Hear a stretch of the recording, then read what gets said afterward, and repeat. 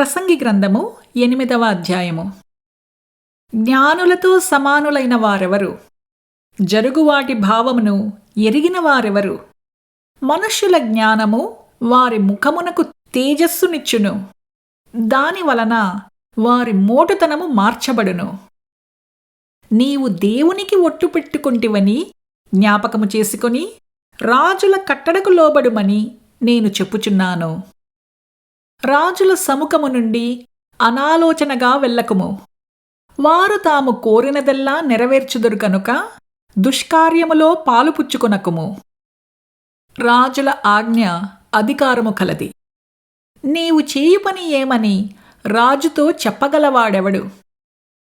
ధర్మమునాచరించు వారికి కీడేమియూ సంభవింపదు. సమయము వచ్చుననియూ న్యాయము జరుగుననియూ జ్ఞానులు మనస్సున తెలిసికొందురు.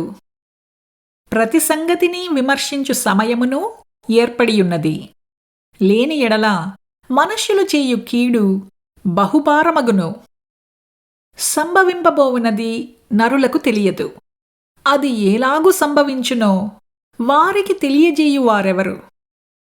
గాలి విసరకుండా చేయుటకు గాలిమీద ఎవరికిని అధికారము లేదు. మరణ దినము ఎవరికినీ వశము కాదు. ఈ యుద్ధమందు విడుదల దొరకదు. దౌష్ట్యము దానిననుసరించిన వారిని తప్పింపదు. సూర్యుని క్రింద జరుగు ప్రతి పనిని గూర్చి నేను మనస్సిచ్చి యోచన చేయుచుండగా ఇదంతయూ నాకు తెలిసెను.